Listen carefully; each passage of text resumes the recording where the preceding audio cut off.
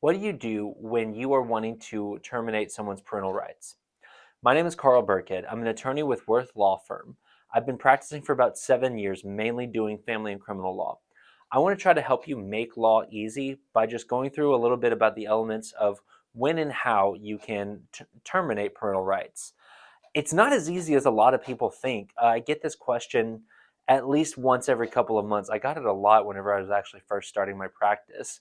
For whatever reason, custodial parent thinks the non-custodial parent isn't fulfilling their duties to their children and they want to terminate their rights, or a non-custodial parent just thinks, I don't want to be parent. It's too much of a hassle. I don't want to deal with my crazy ex, whatever the case may be.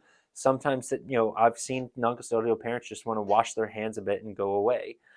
You can't do that, or if you can, but it won't work well. I mean, yeah, any non-custodial parent can just walk away from a child, not pursue visitation, not pursue any type of relationship, but that won't relieve them of their obligations for like child support. It won't relieve them from you know any sort of like anything besides child support, any out-of-pocket medical expenses, things like that. It also still would give them the right to do things like obtain the child's medical information or their educational information or inherit from the child if, God forbid, that child were to pass away without leaving any heirs of their own. So if you're wanting to terminate the rights of a parent, you have to have another parent willing to step in and accept those rights. You have to have someone that you can hand that baton off to and they run off with it and keep on going.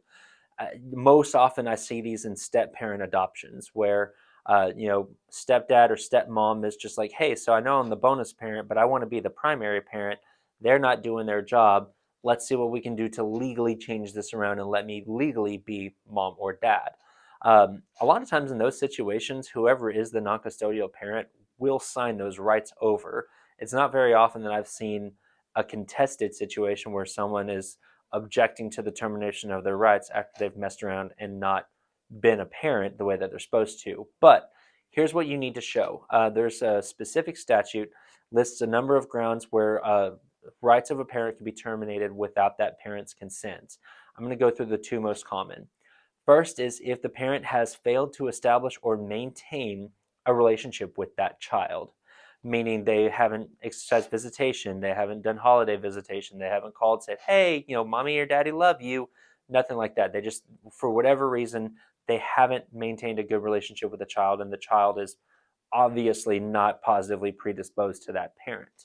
The other way is if that parent has failed to support the child, either in accordance with a child support order or in accordance with their financial means if there's no child support order in place. So even if you don't have a formal child support order, but you haven't been helping with the extracurriculars, you haven't been helping with school supplies, clothes, things like that.